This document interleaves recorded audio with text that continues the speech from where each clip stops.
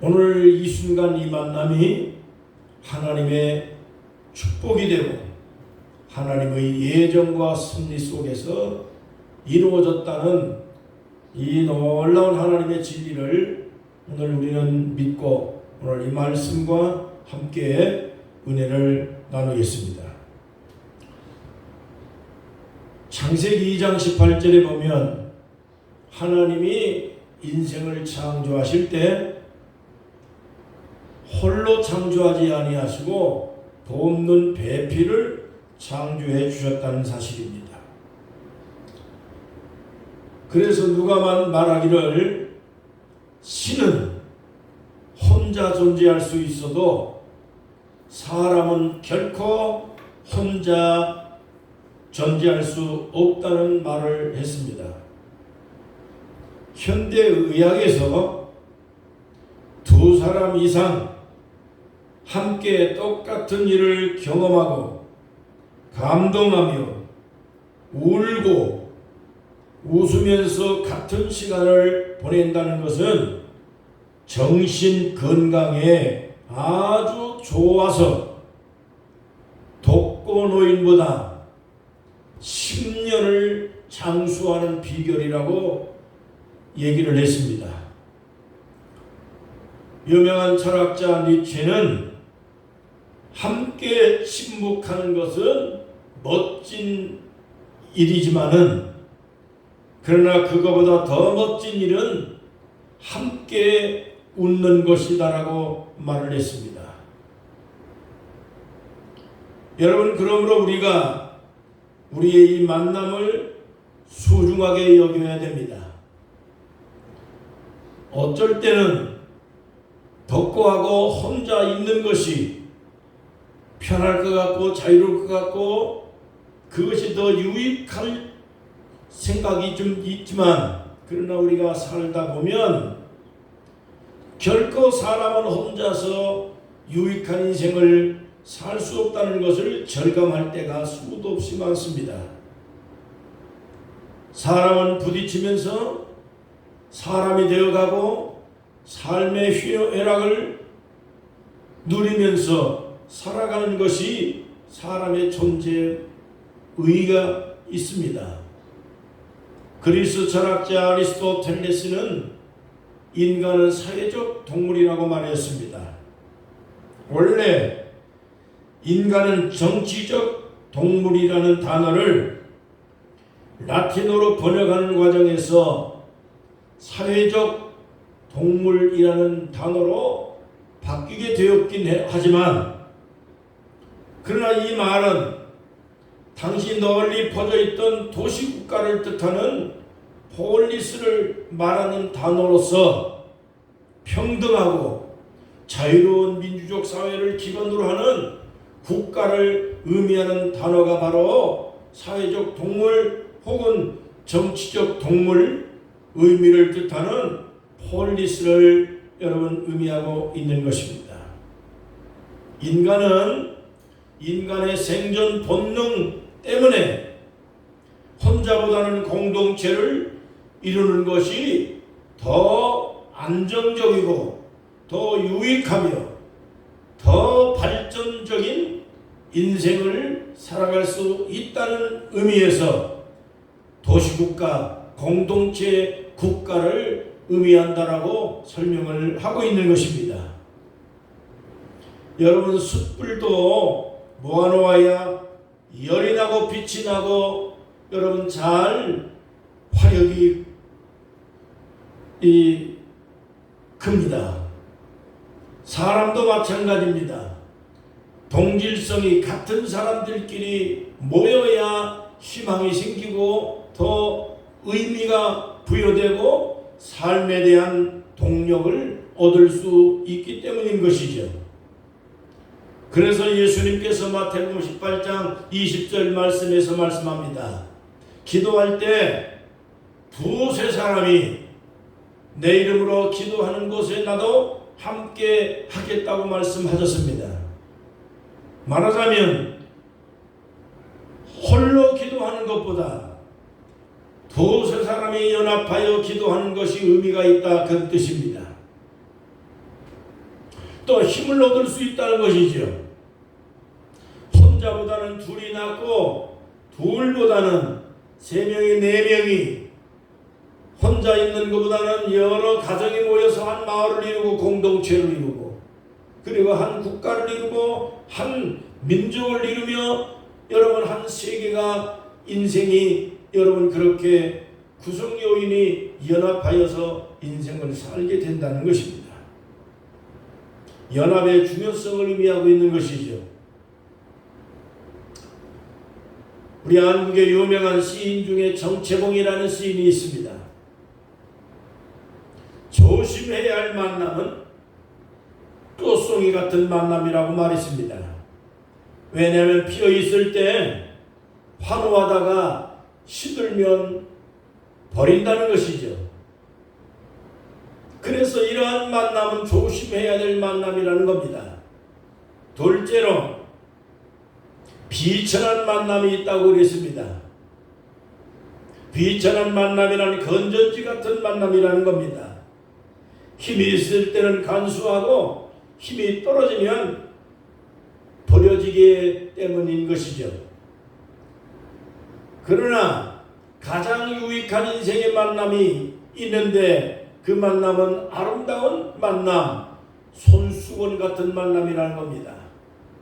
힘들 때 땀을 닦아주고 옆에 있어주고 슬플 때 눈물을 닦아줄 수 있는 그러한 만남을 아름다운 만남이라고 말합니다.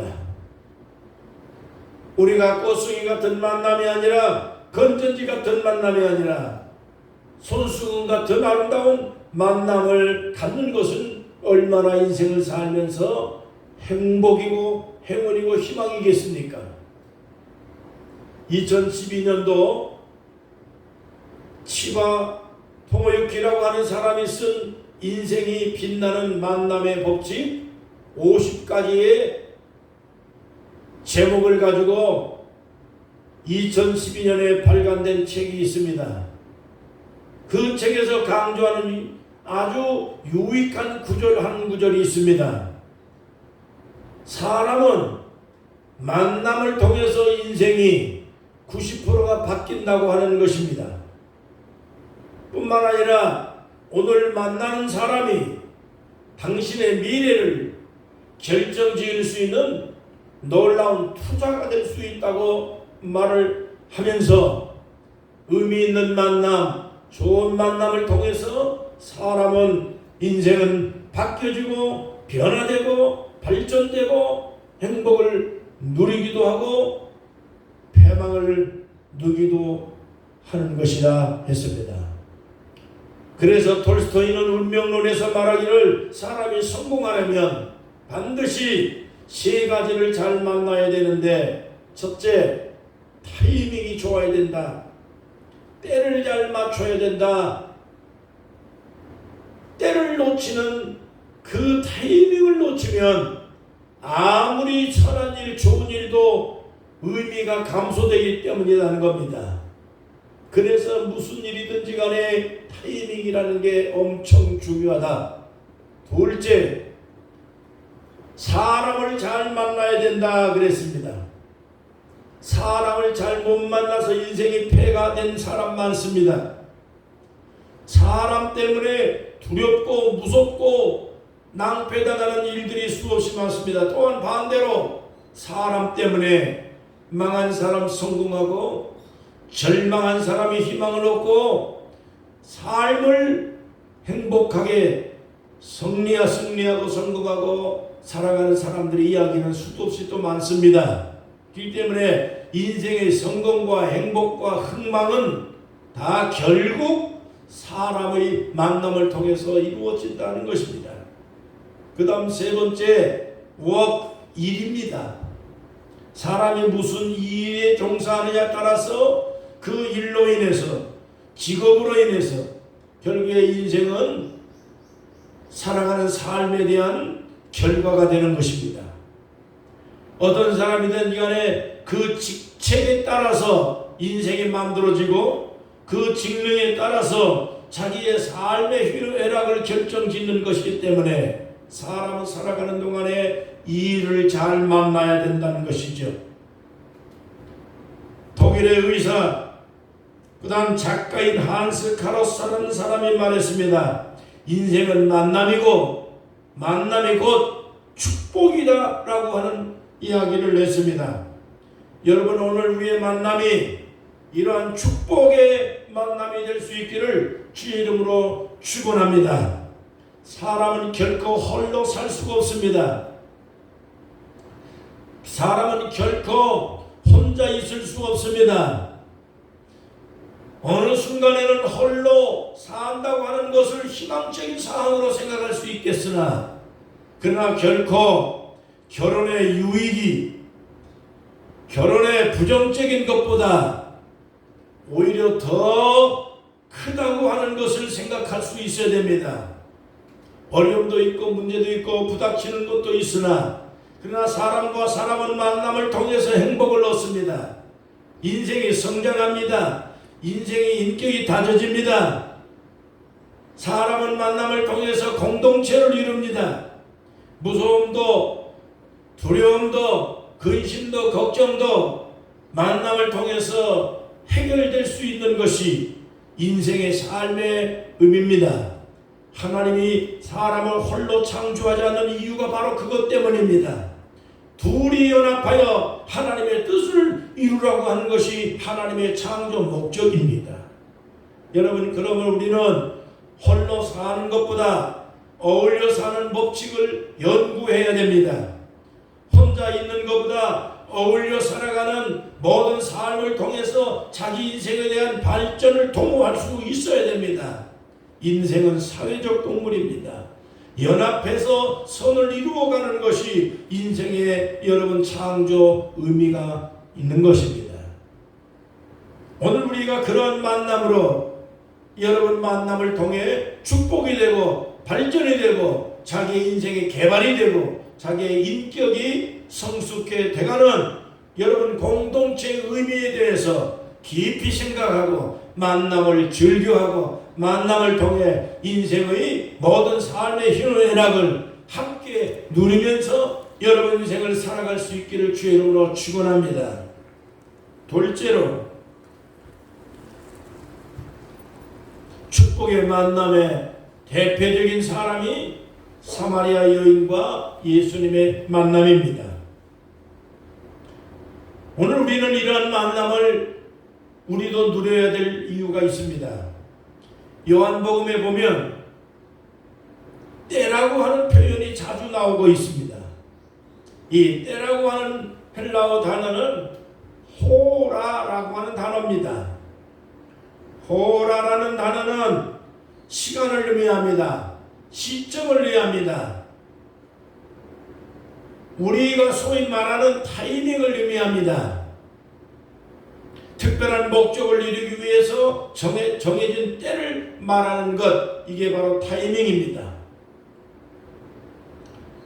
요한복음 2장에 보면 예수님께서 가나 혼인잔치에 참여하셨습니다. 근데 마리아 어머니가 찾아와서 포도주가 떨어졌다고 말합니다. 그러나 그때 예수님께서 말씀하시기를 내 때가 아직 이르지 아니했다라고 말씀을 했습니다. 말하자면 아직은 권능을 나타낼 타이밍이 아니다는 말씀의 뜻입니다. 로마 사람들이, 유대인들이, 바리새인들이 예수님을 핍박하고 잡아 죽이려고 시도를 했습니다. 낭떠러지에 밀어서 떨어뜨리려고 했습니다. 그러나 예수님은 그때 순간순간 도피하시면서 바리새인들의 핍박을 여러분 피했고 이겨나갔고 그리고 죽음을 모면했습니다. 그러면서 하시는 말씀이 아직은 내 때가 이르지 아니했다라고 표현을 합니다. 거기서 말하는 때가 바로 이때 호라라는 뜻입니다. 죽을 타이밍이 아니다 하는 얘기입니다. 하나님께서는 사람의 필요나 요구에 대해서 언제든지 즉각적인 반응을 나타내 주시는 경우가 종종 있습니다. 그러나 아무리 기도하고 아무리 우리가 부르짖고 해도 즉각적인 응답이 오지 않는 경우도 많습니다. 이것은 왜 이런 이유가 이런 일이 일어나느냐? 그것은 바로 하나님의 때를 맞춰서 응답하기 위한 타이밍을 찾고 있는 겁니다. 여러분, 그렇기 때문에 우리가 기도할 때 응답이 속히 오지 않는다고 속단하거나 또 절망하거나 포기하거나 원망할 이유가 전혀 없습니다. 주님의 때를 기다릴 필요가 있다는 것입니다.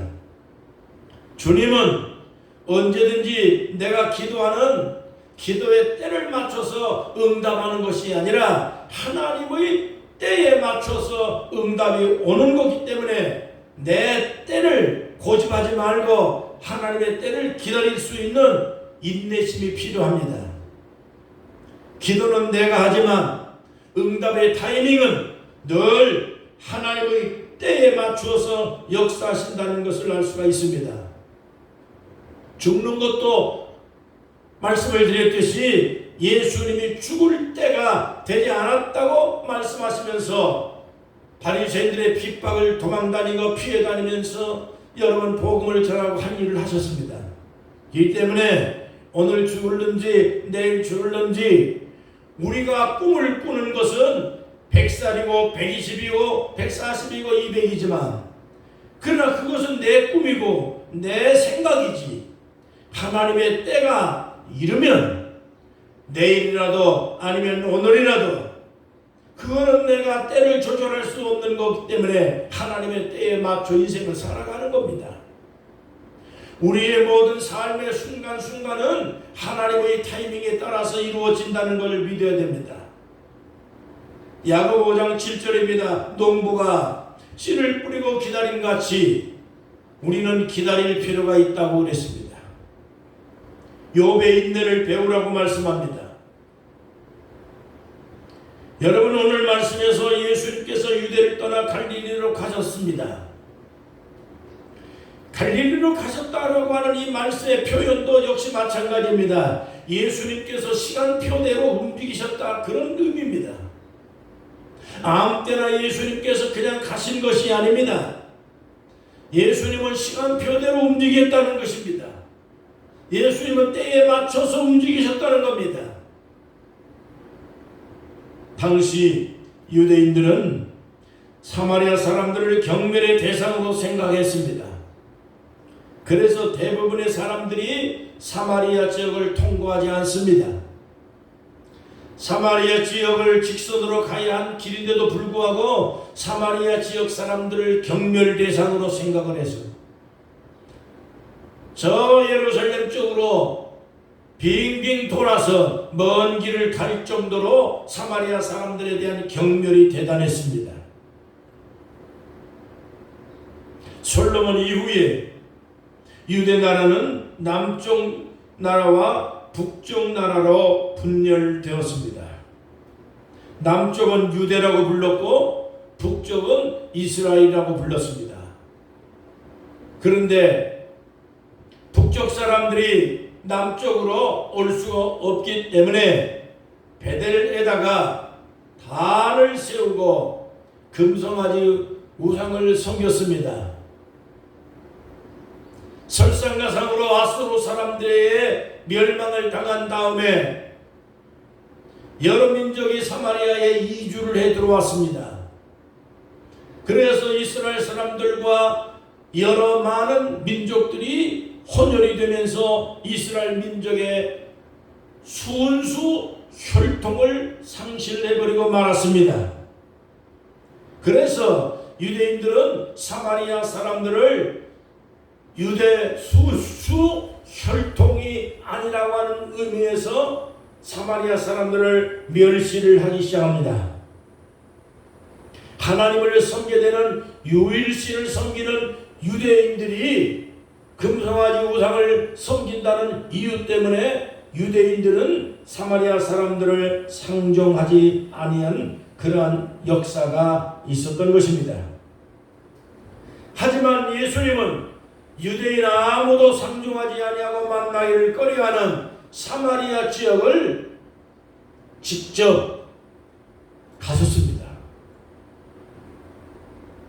웬만한 유대인 남자 같으면 유대인의 전통에 따라서 예루살렘으로 돌아서 가야 할 판국인데, 예수님은 많은 유대 바리새인들과 사람들이 주시하고 있음에도 불구하고 상종하지 않고 근처에 가지 않으려고 하는 것이 전통임에도 불구하고 예수님은 제자들과 함께 사마리아로 직접 가신 것입니다.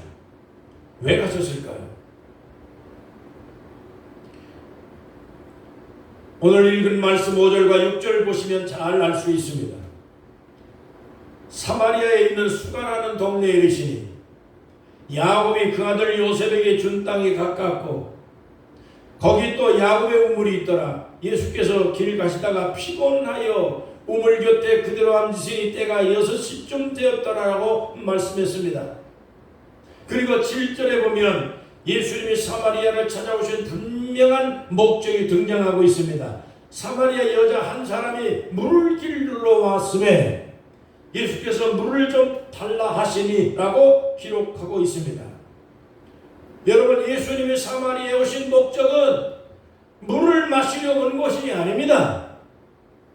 물을 길러 오는 이 여인을 만나기 위해서 사마리아 여인이 물 길러 오는 시간에 딱 맞추어 딱 6시에 우물가로 오셨다는 것이 이 구절을 통해서 확실하게 드러나고 있습니다. 사마리아 여인을 만나기 위해서 예수님은 사마리아 그 우물가에 타이밍을 맞춰서 딱 그 시간에 오셨다, 그 얘기입니다. 여러분, 사마리아 여인이 누굽니까? 남편을 6명씩이나 바꿔가면서 살던 여인입니다. 그것도 대낮에 물 길러 왔습니다. 여러분, 대낮에 물 길러 왜 왔겠습니까? 중동 지역의 6시면 우리나라 시간으로 12시입니다. 대낮 12시, 요즘에도 날씨가 29도 30도가 넘습니다. 대낮에 한번 나갔더니 도저히 더워서 길을 걸어갈 수가 없습니다. 더군다나 중동 지역의 대낮의 날씨는 30도가 넘습니다. 더우니 더워서 아무도 여러분 바깥에 나오지 않습니다. 그런데 이 여인이 동네 사람 창피하니까 아무도 없는 대낮에 물길로 나오는 것입니다. 여러분, 예수님은 이 여인에게 창피를 주려고 온 것이 아닙니다. 부끄러워하지 말라. 내가 너를 창피 주려고 온 것이 아니다. 네 과거의 삶이 부끄럽고 창피한 인생이지만은, 그러나 나는 너를 창피 주고 그렇게 너를 면박 주려고 온 것이 아니라 너를 구원하려고 왔노라. 내가 너에게 생수를 주려고 왔다. 오늘 읽은 말씀에 대한 결론이 바로 이겁니다. 창피를 당하고 부끄러운 역사를 갖고 있고 많은 주변의 사람들에게 인생 취급받지 못하고 인간의 취급을 받지 못하고 경멸당하고 그리고 창피한 인생을 살고 왔던 이 부끄러운 여인이 예수님을 만났습니다. 예수님은 이 여인을 창피 주려고 면박 주려고 온 게 아닙니다. 이 창피한 인생, 부끄러운 인생을 여러분, 예수님이 왜 만났겠습니까? 구원하기 위해서입니다. 이 마음에 부끄러움을 갖고 있고 이 마음속에 희망이 없고 이 마음속에 늘 많은 사람들에게 경멸의 대상으로 살고 있는 절망에 빠져있는 이 여인을 평안을 주기 위해서 예수님께서 그 눈총을 마다하지 아니하고 예루살렘까지 찾아오셨습니다. 예수님 말씀합니다. 내가 주는 평안은 세상이 주는 것보다 낫다 그랬습니다. 이 세상의 술과 이 세상의 향락으로 얻는 평안보다 하나님이 주시는 평안은 생수 같은 평안이다. 그것은 없어지지 않은 삶 속에서 솟아나고 끊임없이 우리의 삶을 희망을 주는 하나님의 평안이 하나님의 복음 속에서 있다, 그 얘기입니다. 예수님은 오늘 이 자리에 여러분 하나 한 사람을 구원하기 위해 오셨습니다. 예수님은 이 시간 바로 이 예배 시간에 타이밍 맞춰 여러분 구하려고 오셨습니다. 평안을 주려고 오셨습니다. 창피를 주려고 온 거 아닙니다. 과거를 들춰내기 위해서 여러분 예수님이 오신 거 아닙니다. 오늘 우리가 예배당에 온 것은 예수님으로부터 우리가 창피당하고 면박당하고 교회에서 누가 여러분 손가락질 당하고 경멸한다 할지라도 예수님은 여러분의 창피한 삶, 부끄러운 삶을 위로하고 희망을 주고 새 사람을 살아가도록 구원하고 평안을 주기 위한 목적이 있다고 하는 것을 아셔야 됩니다. 그것이 교회의 목적이고 그것이 복음의 진실입니다. 교회에서 평안을 얻으셔야 됩니다. 여러분 교회는 여러분의 평안을 주기 위한 교회입니다. 사마리아 여인은 우물가에 물들러 왔습니다. 거기서 예수님 만났습니다. 예수님 만나서 이 여인은 변화됐습니다. 아무도 자기를 인간 취급하지 않고 대화 상대로 말 상대로 여러분 여기지도 아니하고 그럼에도 불구하고 예수님은 유대인 남자로서 이 여인을 만났습니다. 대화했습니다. 내가 너에게 생수를 주려고 왔다고 말씀했습니다. 너에게 너를 창피 주려고 온 것이 아니라 너를 구원하여 주려고 왔다고 했습니다. 이 여인은 마음의 변화를 받았습니다. 용기를 얻었습니다. 물동이를 버려두고 동네로 뛰어가서 복음을 전하는 전도자가 된 것입니다. 지금까지 살아온 삶과는 전혀 다른 삶이 시작됐습니다. 어찌 보면 그저 스쳐 지나갈 수 있는 예수님과의 잠깐의 만남이지만 이 여인의 인생을 완전히 이 순간, 이 타이밍을 통해서 변화된 것입니다. 여러분 오늘 이 자리에 온 것은 그저 스쳐 지나가는 우연이 아닙니다. 하나님께서 나를 만나기 위해 이미 오래전부터 예정하신 것입니다. 하나님은 절묘한 타이밍에 맞춰서 오늘 여러분을 이 발걸음을 교회로 여러분 이끌어 주신 것입니다. 여러분이 스스로 온 거 아닙니다. 절묘한 이 시간에 예배당에 오게 만든 거 하나님의 타이밍입니다. 하나님의 때에 맞춰 여러분의 걸음을 하나님이 인도하셨다는 겁니다. 잠언 16장 9절입니다. 사람의 마음으로 자기 길을 계획할지라도 자기가 걷는 것 같아도 그의 걸음을 인도하시는 분은 여호와 하나님이시다. 잠언 16장 1절입니다. 마음의 경영은 사람에게 있어도 응답은 여호와께 있다고 그랬습니다. 여러분 오늘 우리의 이 만남도 결코 우연이 아니고 헛되지 않을 줄로 믿습니다.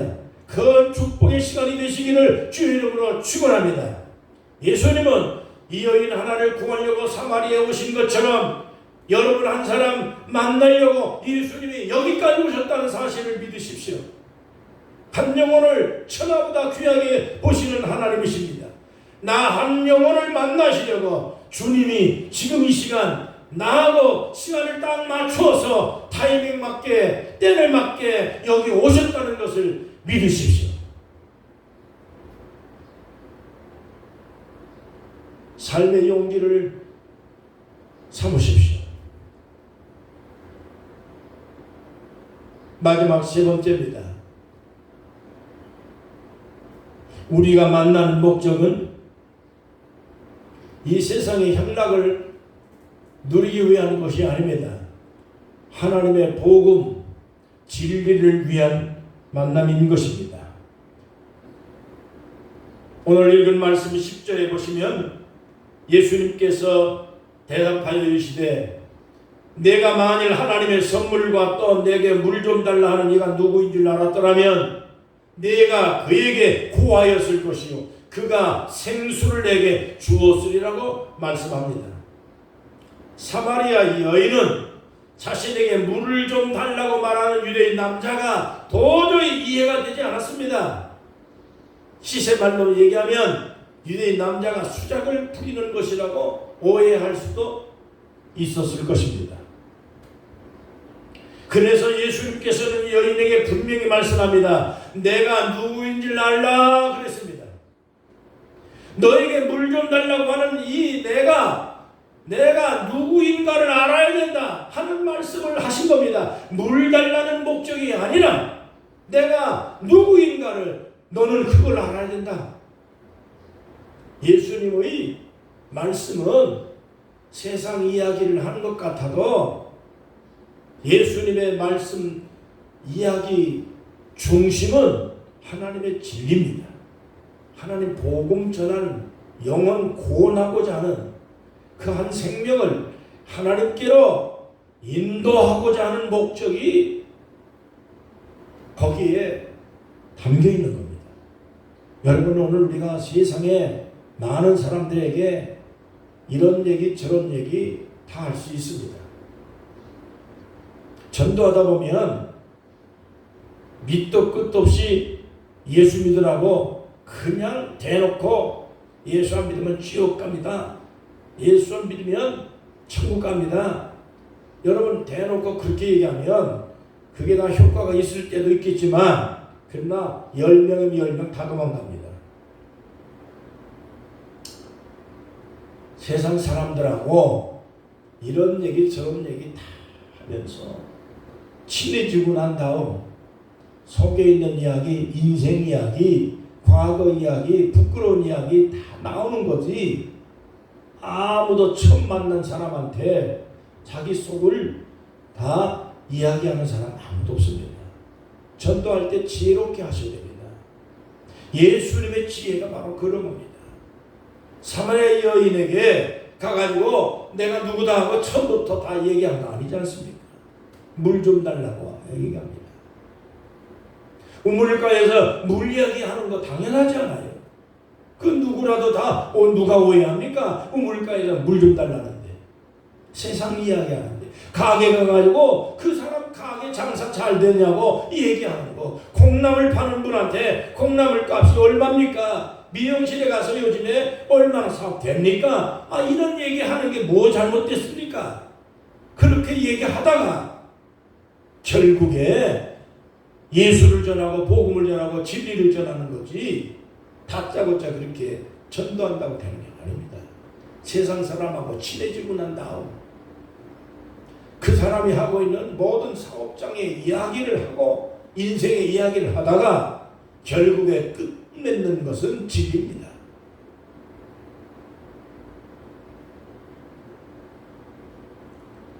여러분, 당시에 수많은 사람들이 예수님을 쫓아다녔습니다. 말씀을 들었습니다. 놀라운 기적들을 다 경험을 했습니다. 그렇지만 많은 사람들이 예수님에 대해서 오해를 너무 많이 했습니다.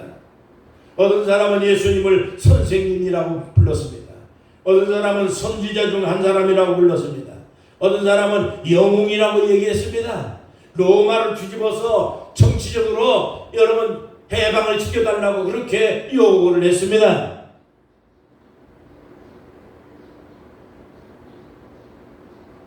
그래서 누가복음 9장에 보면 예수님께서 베드로에게 이렇게 질문합니다. 베드로야, 다른 사람들은 다 그렇게 얘기하는데 도대체 너희들은 나를 누구라고 여기느냐? 너는 나를 누구라고 얘기를 하느냐? 여러분이 굉장히 중요한 질문입니다. 다른 사람들은 그렇게 얘기하는데 너는 누구라고 얘기는 너는 어떻게 생각하느냐? 예수님은 다른 사람 이야기가 중요한 게 아닙니다. 너의 생각이 중요하다. 너의 말이 중요하다. 베드로에게 질문합니다. 다른 사람 이야기가 중요한 게 아니야. 내 신앙 고백이 중요하다. 베드로는 확실하게 신앙 고백을 했습니다. 누가복음 9장 20절 주는 그리스도시요 살아계신 하나님의 아들이십니다. 예수께서 대답하여 가라사대 바요나 시모라 내가 복이 있도다. 너는 베드로라. 내가 이 반석 위에 내 교회를 세우리니 음부의 권세가 이기지 못하리라. 내가 천국 열쇠를 내게 주리니 내가 땅에서 무엇인지 매면 하늘에서도 매일 것이요 땅에서 무엇인지 풀면 하늘에서도 풀리리라고 말씀했습니다. 여러분, 예수님이 누구신지 안다는 것 대단히 중요합니다. 예수 믿는 분들이 눈앞에 있는 자기의 이익 추구나 아니면은 현실 충족을 위한 목적으로 신앙생활을 한다면 여러분, 그거는 이단이나 사입이나 미신이나 다를 바가 없습니다. 기독교에 대한 진리는 아는 게 대단히 중요합니다. 요한복음 17장 3절 영생은 곧 유일하신 참 하나님과 그가 보내신 예수 그리스도를 아는 것이다 라고 분명하게 말씀합니다. 우리가 영생을 얻기 위해 기독교인이 됐습니다. 하나님의 자녀가 됐습니다. 예수 믿었습니다. 그런데 그 영생의 여러분 그 근거가 어디 있느냐? 유일하신 참 하나님을 알아야 됩니다. 하나님이 유일하신 분이라는 사실을 알아야 됩니다. 그걸 믿어야 됩니다. 하나님을 믿는 겁니다. 하나님이 유일하신 분이라는 걸 믿어야 됩니다.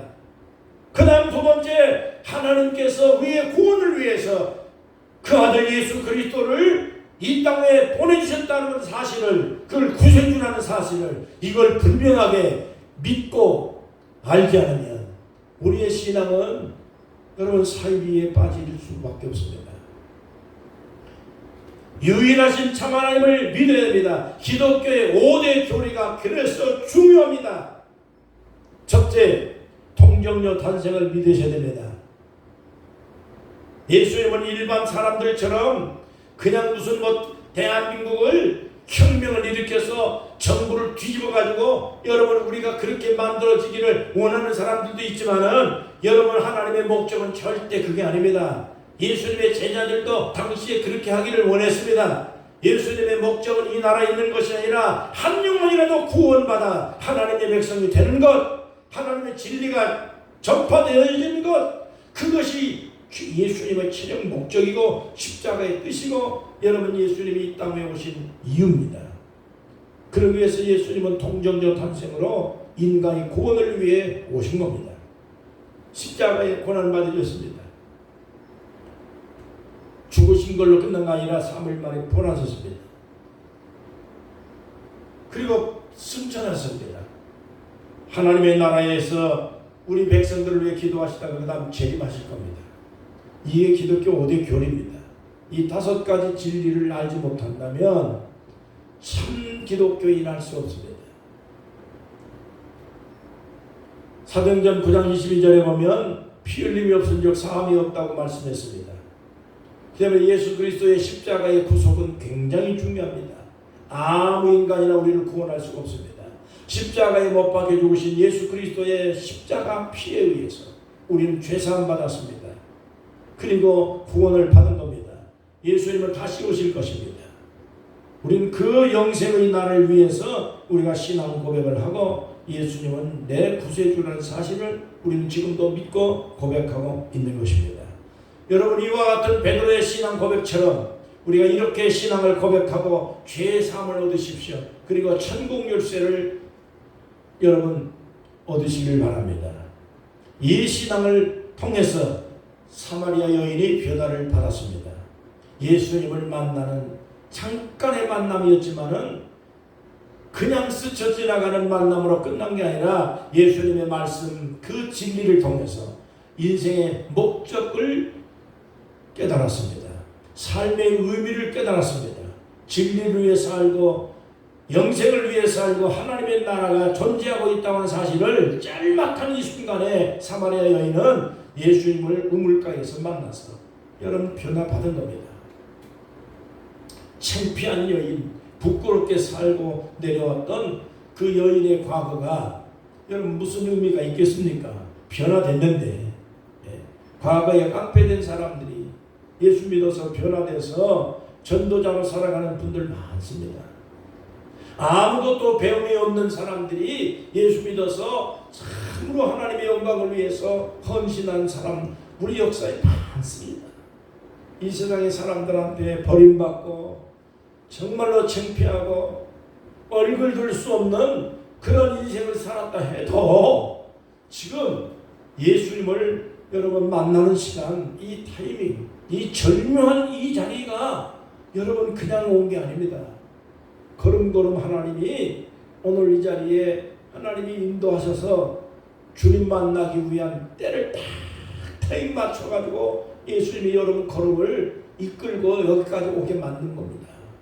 우리의 만남은 순간순간 하나님의 때에 맞춰서 움직여지고 있다고 하는 걸 믿으십시오. 목마르지 않는 삶을 살아가게 될 줄로 믿습니다. 여러분의 삶 속에 세상 것이 아니라 하나님의 진리를 통해서 생수가 강물처럼 흘러넘치는 희망찬 삶을 살아갈 수 있는 여러분 삶이 되기를 주의 이름으로 간절히 축원합니다. 기도하겠습니다. 우리 하나님 아버지, 오늘도 사마리아 여인이 예수님을 만나는 그 짧은 순간에 하나님은 그 여인을 변화시켜서 새 사람 만들어 주시고 복음 전도자가 되게 하셨습니다. 우리의 과거가 부끄럽던 창피하던 우리의 과거가 참으로